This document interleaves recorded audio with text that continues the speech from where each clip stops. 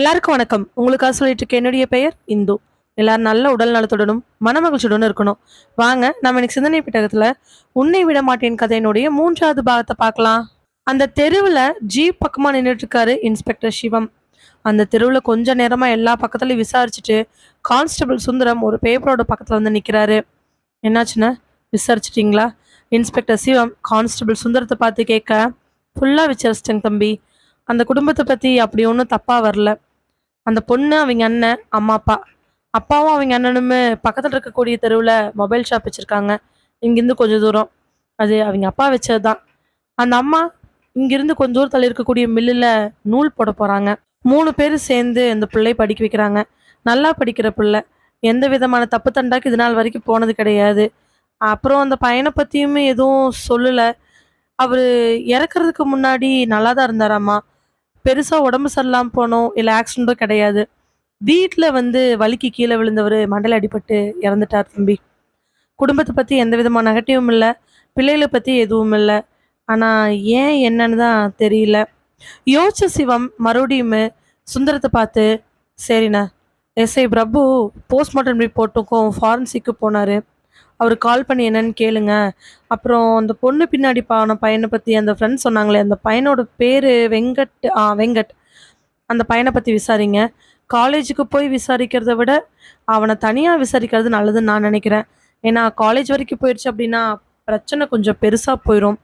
Student மத்தியில் அப்படியே பரவ ஆரம்பிச்சிருச்சுன்னா அது தேவையில்லாத பிரச்சனையை கொடுக்கும். அதனால் அவனை தனியாக கொஞ்சம் விசாரிங்க. இன்னும் ரொம்ப முக்கியமான விஷயம் ஒன்று சொல்கிறேன்னு. சொல்லுங்கள் தம்பி. யாரையும் நீங்கள் சாதாரணமாக விட வேண்டாம். இவங்களை பற்றி எந்த நெகட்டிவுமே இல்லை, எதுவுமே இல்லை அப்படின்னு நினச்சிக்கிட்டு நம்ம சாதாரணமாக விட்டோம்னா நாளைக்கு அவங்களே பெரிய குற்றவாளியாக இருக்கிறதுக்கான வாய்ப்புகள் இருக்குது. ஸோ எல்லாரையும் ஃபாலோ பண்ணுங்க. சரிங்க தம்பி, பார்த்துக்குறோம். நான் காலேஜ் வரைக்கும் போயிட்டு வந்துடுறேன் சொல்லிட்டு இன்ஸ்பெக்டர் சிவம் கிளம்ப சுந்தரம் மறுபடியும் வண்டி எடுத்துக்கிட்டு ஸ்டேஷனுக்கு போகிறாரு. கொஞ்ச நாளைக்கு முன்னாடி ரெகுலராக கிளாஸ்க்கு வந்துட்டு இருக்கிறாங்க எல்லாரும். லீலாவோட பிரச்சனை என்னைக்கு மனோன்மணியம் அதாவது ஹெச்ஓடிக்கு தெரிஞ்சிச்சோ அதுலேருந்து ஒரு வாரம் கிளம்பிச்சு லீலா காலேஜுக்கு லீவ் போட்டா. ஃபர்ஸ்ட்ல லீவ் போடும் பொழுது லீலா எங்கன்னு சொல்லி கிளாஸ் முழுக்க தேடினாங்க. ஆனால் அவளுக்கு பதில் கிடைக்கவே இல்லை. அடுத்த நாள் அதே மாதிரி லீலா வராதனால நளினி எல்லார்கிட்டையும் கேட்டு பார்க்க எல்லாருடைய பதிலும் தெரிலடி அப்படிங்கிறது தான். அவளுடைய க்ளோஸ் ஃப்ரெண்டான வாணி பிரியா கூட என்னடி அப்படின்னு கேட்க அரசல் புரசலா விஷயங்கள் எல்லாத்தையும் அவள் சொல்லி வச்சா. ஏண்டி தேவையில்லாத வேலை அப்படிங்கிற வார்த்தை கூட அவங்ககிட்ட இருந்து வந்துச்சு. 3வது நாள் இதே மாதிரி லீலா வராதனால அவள் மனசு கேட்காம மறுபடியும் அங்கே இருக்கிறவங்க கிட்ட கேட்க அப்போ அவளுக்கு கிடைச்ச பதில், லீலா காலேஜ் விட்டு போயிட்டாலாமா. ஷாக் ஆனவ, என்ன சொல்ற? காலேஜ் விட்டு போயிட்டாளா? எப்படி? என்னவா இருக்கும்? அதெல்லாம் என்னன்னு தெரிலடி. ஆனால் அவள் காலேஜ் விட்டு தான் போயிட்டாலாமா. நம்ம இதை பற்றி எதுவும் பேசக்கூடாதுன்னு அப்படி இப்படின்னு கேள்விப்பட்டோம். என்னமாம்மா? என்ன விஷயமாம்மா? தெரியாத மாதிரி நளினி கேட்க பக்கத்தில் இருக்கிறவங்க எல்லாரும், அது என்னமோ தீபிகா மேடத்துக்கும் நம்ம லீலாவுக்கும் லைட்டாக கிளாஷ் ஆச்சான், அதனால போயிட்டாலாமா அப்படின்னு கிடைச்ச எல்லா தகவல்களையும் ஒன்று சேர்த்த அதனோட ரிசல்ட் அப்படிதான் இருந்துச்சு. கோவப்பட்ட நளினி உடனே வேகமாக எழுந்திரிச்சு தீபிகாவோட கேபினுக்கு போகிறா. தீபிகா அங்கே கேபினில் உட்காந்து ஃப்ரூட்ஸை ஒரு பவுலில் போட்டு சாப்பிட்டுக்கிட்டே லேப்டாப்பில் என்னமோ பார்த்துக்கிட்டு இருக்கிறா.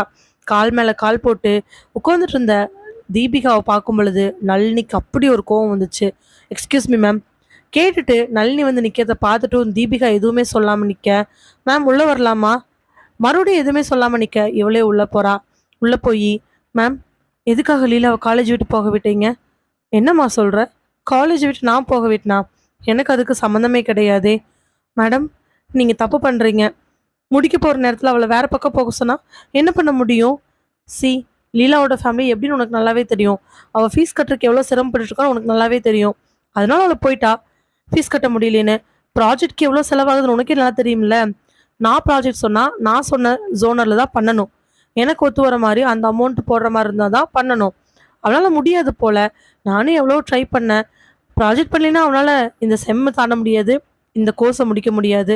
இந்த டிகிரி அவள் கைக்கு வரணும் அப்படின்னா அவள் அதை பண்ணி தானே ஆகணும். அவள் முடியல, வாங்கிட்டு போயிட்டா. அதுக்கு என்ன பண்ண முடியும்? மேம் நீங்கள் தேவையில்லாமல் ஒரு பொண்ணோட வாழ்க்கைக்கு எடுத்திருக்கீங்க. நீங்கள் சொன்ன மாதிரி அவங்க ஃபீஸ் கட்ட முடியாதவங்க தான். இருந்தாலும் அவன் நல்லா படிக்கிற பொண்ணு. அவங்க அப்பா 3 வருஷம் ஃபீஸ் கட்டினவரு. இதுக்கப்புறம் கட்டாம போயிருவாரா என்ன? நீங்க பெரிய தப்பு பண்றீங்க மேம். டக்குன்னு கோவப்பட்ட தீபிகா எந்திரிச்சு, நீ ஸ்டூடண்ட். நான் ஒரு ப்ரொஃபசர். என் முன்னாடி வந்து நின்னுகிட்டு, நீங்க தப்பு பண்றீங்க, அத பண்றீங்கன்னு எனக்கு அட்வைஸ் பண்ற தகுதி உனக்கு கிடையாது. நீ என்னவா இருந்தாலும் போய் ஹெச்ஓடி பேசிக்கோ. சரியா? சொன்ன தீபிகாவ கண்ணுல அப்படியே தீய மாரி பார்த்துட்டு, வேகமா ஹெச்ஓடி கேபினுக்கு போறா. ஹெச்ஓடி இல்லைன்னு தெரியவே, வெளியில 1/2 மணி நேரம் வெயிட் பண்ணிட்டு, அவர் வந்ததுக்கு அப்புறமா பியூன் கிட்ட கேட்டு, ஆனா இந்த டைமு போன வாட்டி மாரி ஹெச்ஓடி சீக்கிரமா வர சொல்லல. ஒரு 10 நிமிஷம் நிக்க வச்சுட்டு, அதுக்கப்புறம் இவ எவ்வளோ வாட்டி கேட்டதுக்கு அப்புறமா கூப்பிடுறாரு. உள்ள போனவன், சார் உங்ககிட்ட அன்னைக்கு லீலாவ பத்தி ஆமாம்மா பேசுனீங்க. இப்ப என்ன? சார் அவ இப்போ டிசி வாங்கிட்டு போயிட்டான்னு கேள்விப்பட்டோம் சார். ஆமாம்மா, ஃபீஸ் கட்ட முடியலையாம், ப்ராஜெக்ட்டை கன்டினியூ பண்ண முடியாது, நிறைய ஃபேமிலி இஷ்யூஸ்ன்னு சொன்னாங்க. அதனால டிசி வாங்கிக்கிறேன்னு சொல்லிட்டாங்க. சார் ஆனால் அவள் போனதுக்கான காரணம் என்னன்னு உங்களால் புரிஞ்சுக்க முடியுதுல்ல சார்? இங்கே பாருமா, இங்கே இருக்கிற எல்லாருடைய மேலேயுமே எனக்கு அக்கறை இருக்குது. எல்லாரும் என்னுடைய ஸ்டூடெண்ட்ஸ் தான். அதே மாதிரி ஃபேக்கல்ட்டி மேலே தப்பு இருக்குது அப்படின்னா ஸ்டூடெண்ட்ஸ் சொல்கிறத வச்சு எங்களால் நம்ப முடியாது. நாங்கள் என்கொயரி பண்ணணும். பட் தீபிகா மேம் மேலே அந்த மாதிரி எந்த தப்புமே கிடையல அப்படின்னு எங்களுக்கு நல்லாவே தெரிஞ்சிருச்சு. இதுக்கப்புறம் நாங்கள் எப்படி ஸ்டெப் எடுக்க முடியும்? சார் அதுக்கு சாட்சி லீலா இருக்கா சார்? இங்கே பாருமா, ஸ்ட்ரிக்டான ஒரு ஃபேக்கல்ட்டி, நல்லது சொல்லி கொடுக்குற ஒரு ஃபேக்கல்ட்டி. இல்லை இந்த பொண்ணு லீலா பசங்களோட ஏதாவது தப்பு பண்ணியிருந்திருக்கோம், அதை பார்த்து இந்த மேம் கண்டிச்சிருப்பாங்க. அதனால அந்த மேம் மேலே பொய் சொல்கிறக்காக கூட அவள் சொல்ல இல்லை. ஸ்டூடெண்ட்ஸோட பேச்சு கேட்டு ஒவ்வொரு ஃபேக்கல்ட்டியாக நாங்கள் தண்டிக்கிறதா இருந்துச்சுன்னா, அவங்கள வெளியே அனுப்புகிற மாதிரி இருந்துச்சுன்னா, நானே இங்கே உட்காந்துருக்க முடியாது. ஏன்னா ஸ்டூடெண்ட்ஸ் அவனோட ஜாலிக்காக என்ன வேணாலும் சொல்லுவா. அதனால் இதை பற்றி எதுவும் பேச வேண்டாம், நீ கிளாஸ்க்கு போ.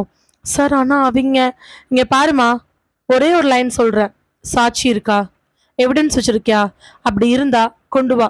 இம்மிடியட்டாக அந்த எவிடன்ஸ் ப்ரூஃப் ஆச்சு அப்படின்னா நான் அந்த அம்மாவை சஸ்பெண்ட் இல்லை, டிஸ்மிஸ் பண்ணி போலீஸில் பிடிச்சி கொடுக்குறேன். தேவையில்லாமல் வந்து ஒரு ஃபேக்கல்ட்டி பற்றி கம்ப்ளைண்ட் சொல்லிட்டு இருக்காத, முதல்ல கிளம்பு. மனோன்மணியம் ஹெச்ஓடி அப்படி சொன்ன உடனே அவளுக்கு அழுகழுகியாக வந்துச்சு. ஆனாலும் காமிச்சிக்காம அங்கிருந்து வெளியில் வரா. வெராண்டால நடந்து போனவளுக்கு மனசெல்லாம் ஒரே படபடப்பு. எவிடன்ஸ் எங்கே இருக்கு சாட்சி? இருந்த ஒரே ஒருத்தி லீலா தான். அவளை பிடிச்சி இவங்க வெளியே அனுப்பிட்டாங்க. அவளா போயிருந்திருக்க மாட்டா. ஆனால் லீலா கிட்ட அப்படி அந்த மேம் பேசுனதுக்கு என்னதான் எவிடன்ஸ் நாம் ரெடி பண்ண முடியும்னு ஒரே குழப்பத்தில் அந்த வெராண்டால போயிட்டுருக்கிறா நளினி. இன்ஸ்பெக்டர் சிவத்துக்கு ஆப்போசிட்டில் ப்ரொஃபஸர் தீபிகா உட்காந்துக்கிட்டு இருக்கிறாங்க. தீபிகாவோட கையெல்லாம் நடுங்க, மூஞ்சியெல்லாம் வேர்த்து கொட்ட, கை சேலையை போட்டு பிசைஞ்சிட்டு இருக்க, ஒரு மாதிரி படபடப்பில் உட்காந்துட்டு இருக்கு. தீபிகாவை பார்த்து இன்ஸ்பெக்டர் சிவம் எதுவும் பேசாமல் 2 நிமிஷம் அப்படியே உட்காந்துருக்கிறாரு. சார் சொல்லுங்கள் சார், என்னை நீங்கள் எதுக்கு இன்வெஸ்டிகேட் பண்ணணும்? இந்த காலேஜில் யாரையும் எதுவும் கேட்காம என்ன நீங்கள் பர்சனலாக கேட்குறது எனக்கு ரொம்ப கஷ்டமாக இருக்குது சார். மேம், உங்களை மட்டும் நான் கேட்க கிடையாது, உங்கள் ஹெச்ஓடி மனோன்மணியம் அண்டு நளினியோடைய கைடு, அவங்க கிளாஸ் டீச்சர், அவங்க ஃப்ரெண்ட்ஸு எல்லோரையும் நான் பர்சனலாக மீட் பண்ணிட்டு தான் இருக்கேன். நீங்கள் நினைக்கிற மாதிரி உங்களை மட்டும் ஸ்பெஷலாக கூப்பிட்டு நான் ஒன்றும் இன்வெஸ்டிகேட் பண்ண கிடையாது. இல்லை சார், அவங்களெல்லாம் நீங்கள் நேத்திக்கே பார்த்துட்டீங்கன்னு கேள்விப்பட்டேன். ஆனால் என்னை மட்டும் ஏன் இன்றைக்கி நீங்கள் ஸ்பெஷலாக கூப்பிட்ருக்கீங்க? நான் உங்களை ஸ்பெஷலாக கூப்பிடவே இல்லையே. நேத்திக்கே உங்களை நான் கூப்பிட்டேன், உங்களுக்கு இன்ஃபர்மேஷன் வரலன்னு நினைக்கிறேன். எஸ் சார், எனக்கு எந்த இன்ஃபர்மேஷனும் வரல.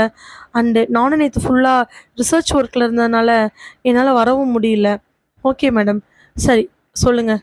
தீபிகா எப்பேற்பட்ட பொண்ணு நளினி? நளினி பற்றி நீங்கள் என்ன நினைக்கிறீங்க? நளினி உங்கள் கூட எந்த அளவுக்கு க்ளோஸ்? சார் க்ளோஸ்லாம் எதுவும் கிடையாது.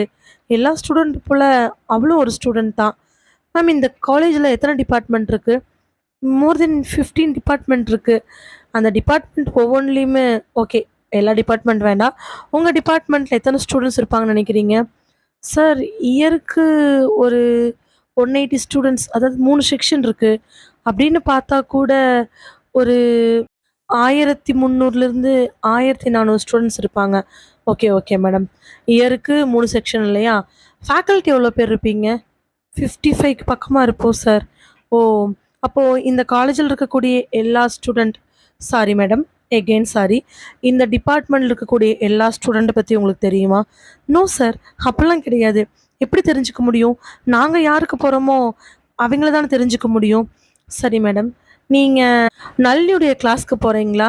சார் லாஸ்ட் செமஸ்ட்ரு ஒரு லேபுக்கு போனேன் சார், அதுக்கப்புறம் நான் போகல.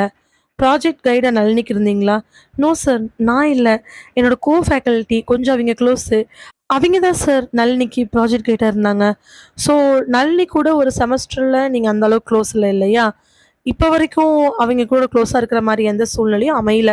அதானே சொல்ல வர்றீங்க? ஆமா சார். அப்படியெல்லாம் எந்த சூழ்நிலையும் அமைய வரல. தென் அப்படி இருக்கும் பொழுது, என்ன காரணத்துக்காக தீபிகா உங்கள நளினி அடிக்கடி பார்க்க வந்துட்டு இருந்தாங்க? சார், அப்படியெல்லாம் எதுவுமே இல்ல சார். என்ன அவ அடிக்கடி பார்க்க வந்ததே கிடையாது. இல்ல, இல்ல. நீங்க அப்படி சொல்லக்கூடாது. ஏன்னா நாங்க இன்வெஸ்டிகேட் ஃபுல்லா பண்ணி முக்கியமான சிசிடிவி ஃபுட்டேஜ்லாம் பார்த்துருக்கோம். உங்க கேபின்குள்ள சிசிடிவி ஃபுட்டேஜ் கிடையாது. ஆனா வெளியில இருக்கக்கூடிய இடத்துல இருக்கு. உங்க கேபின்ல இருக்கக்கூடிய மொத்தமான ஃபேக்கல்டி 5 பேரு. அந்த 5 பேர்ல யாரோ ஒருத்தர் தான் பார்க்க வந்திருக்கணும்னு கன்ஃபார்ம் தெரியும். மீதி யாருக்கும் நம்ப நளினிய தெரியல. அத இன்வெஸ்டிகேட் பண்ணி, ஃபுல்லா வெரிஃபை பண்ணி, உங்க ஹெச்ஓடி வரைக்கும் டீட்டெயில் வாங்கிட்டோம். அவைங்க யாரும் நளினி சம்மந்தமே இல்ல. அப்படி பார்க்கும் பொழுது, நளினிக்கு ஓரளவுக்கு க்ளோஸா, ஓரளவுக்கு அவ கூட பேசி இருக்கிறது, நீங்க தானே எங்களுக்கு நல்லாவே தெரிஞ்சுச்சு. அந்த வெராண்டால கூட ஒரு 4, 5 வாட்டி நளினி உங்க கூட பேசி நான் பார்த்துருக்கேன். Sorry, sorry madam. சிசிடிவில நான் பார்த்தேன். என்ன காரணம்? எத பத்தி பேசுவா? டக்குன்னு கர்ச்சீஃபை எடுத்து மூஞ்சி தொடச்சிட்டு, சரி இப்படி நாம டென்ஷனா இருந்தோம்னா மாட்டிக்குவோம். அதனால கொஞ்சம் போல்டா இருக்கிற மாரி இருப்போம்ன்னு சொல்லிட்டு நிமிர்ந்து உட்காந்து, சார் அத கேட்குறீங்களா? நளினி ப்ராஜெக்ட் பண்ணிட்டு இருந்ததுல டவுட்டு. அதனால என்ன வந்து மீட் பண்ணுவா.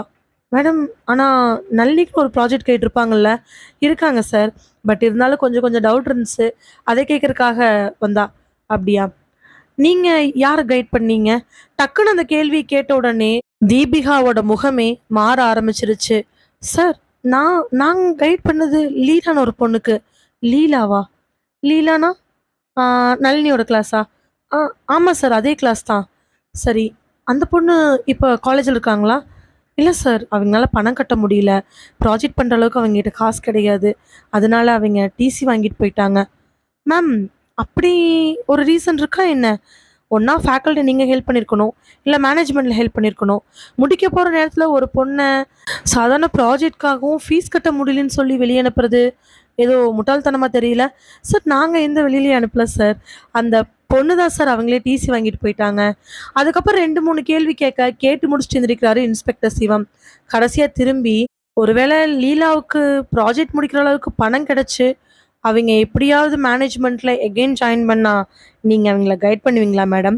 சிவம் கேட்ட கேள்வியில ஆடி போய் உட்காந்துருக்குறாங்க தீபிகா. தீபிகாவோட உடலெல்லாம் நடுங்க. அப்படியே சிவத்த பார்த்துட்டு இருக்க.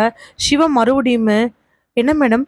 ஒருவேளை லீலா மறுபடியும் வந்தாங்கன்னா, நீங்க அவங்களுக்கு கைடா இருந்து, அவங்கள ஃபாலோ பண்ணி, அவங்கள இந்த ப்ராஜெக்ட்ட முடிக்க வைப்பீங்களா? ஏன்னா, பிள்ளைகளோட படிப்பு ரொம்ப முக்கியம்ல. Sure sir, sure. நிச்சயமா சார். எங்களோட வேலை அதானே. ஆசிரியர் தொழில்ங்கிறது ஸ்டூடெண்ட்ஸ பெரிய ஆள் ஆக்குறது தானே. எப்போ வந்தாலும் நான் அவள முடிக்க வச்சுருவேன் சார். எனக்கு எந்த கவலையும் இல்ல. சொன்ன தீபிகாவ பார்த்து ஒரு மாரி சிரிச்சுட்டு அங்கிருந்து கிளம்புறாரு இன்ஸ்பெக்டர் சிவம். கொஞ்ச நாளைக்கு முன்னாடி பிரியா வண்டி ஓட்டிட்டு போக பின்னாடி உட்கார்ந்துருக்கிறா நளினி.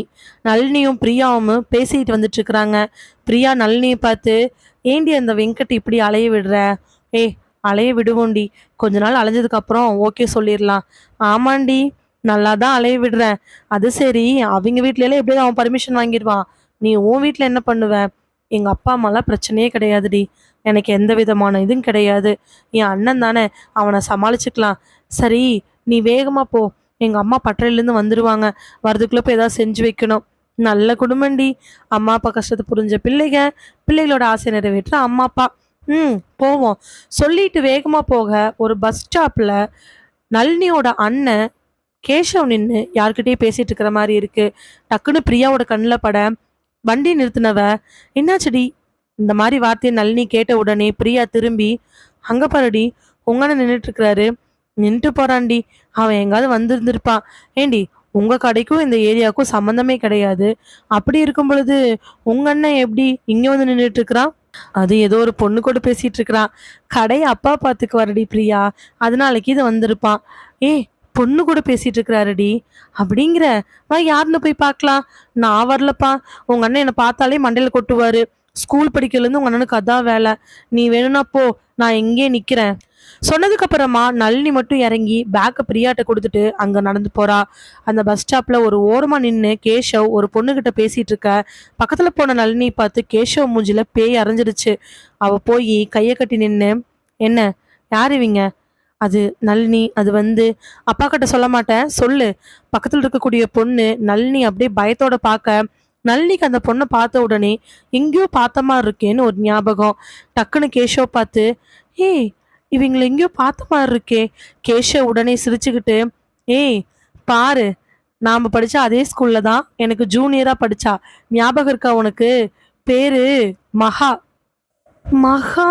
எனக்கு, ஏய், சைக்கிள்ல நாம வருவோம்ல, நம்ம ஊருக்கு பிரியறதுக்கும் இவங்க ஊருக்கு பிரியறதுக்கும் ஒரே இடத்துல பிரிவோம்ல, சரியா ஞாபகம் இல்ல. ஆனா ஃபேஸ் பார்த்த மாதிரி இருக்கு. மகா? ஆமா நளினி, நான் 12th படிக்கும் பொழுது மகா 10th, நீ 8th அப்போ. நல்லா யோசிச்சு பாரு, உனக்கு ஞாபகம் இருக்கும். யோசிச்சு பார்த்துட்டு, ஃபேஸ் பார்த்த மாதிரி இருக்கு, ஆனா கிளியரா தெரியல. சரி, நீ இங்க நின்று என்ன பண்ணிட்டு இருக்கிற? இல்ல, சும்மா பேசிட்டு இருந்தேன், ரொம்ப நாளுக்கு அப்புறமா பார்த்தனா, அதனால பேசிட்டு இருந்தேன். மகா உடனே, ஆமா நளினி, நல்லா இருக்கியா? நல்லா இருக்கேக்கா. சரிக்கா, நான் போறேன், என் ஃப்ரெண்டு நின்றுட்டு இருக்கிறா. சொல்லிட்டு நளினி அங்கிருந்து வந்து பிரியா கிட்ட நின்று விஷயத்த சொல்ல, பிரியா, எனக்கும் ஞாபகம் இல்லடி, வா போலாம் அப்படின்னு சொல்லிட்டு வண்டி எடுத்துட்டு போறாங்க. மகா கேஷவ் பார்த்து, கேஷவ், எனக்கு ரொம்ப பயமா இருக்கு, உன் தங்கச்சிக்கு இது வீட்டில் போய் சொல்லிட்டா ஒன்றும் ஆகாது, அவளாம் சொல்ல மாட்டா, நாம் என்ன உண்மையா சொன்னோம் அப்படி இப்படின்னு சமாளிச்சிட்டோம்ல, ஏன் ஸ்கூல்ல முன்னாடி படிச்சவங்கலாம் ஒட்டுக்கா பேசக்கூடாதா என்ன? அவ போய் சொல்ல மாட்டா, நீ பயப்படாத.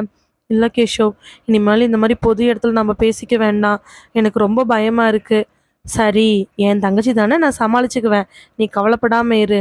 ம். இன்னும் உன் தங்கச்சி அதே மாதிரி போல்டா எல்லாரும் எதிர்த்து தான் நின்றுட்டு இருக்கிறாளா? ஆமா, அவளுக்கு எந்த விஷயமா இருந்தாலுமே எதிர்த்து நின்று அதை எப்படியா சாதிக்கணும். ஆனா மகா, நளினி ஒரு விஷயம் பண்ணானா கண்டிப்பா அந்த பக்கம் நியாயம் இருக்கும், அது மட்டும் எனக்கு நல்லா தெரியும். சொன்னதுக்கு அப்புறமா மகாவை பார்க்க, மகா கேஷவை பார்க்க, மகாவோட மனசுக்குள்ள இன்னும் பயம் இருந்துகிட்டு தான் இருக்குது. நளினியும் பிரியாவும் போற வழியிலேயே 2 பேரும் பார்த்துக்கிட்டு நிக்கிறாங்க.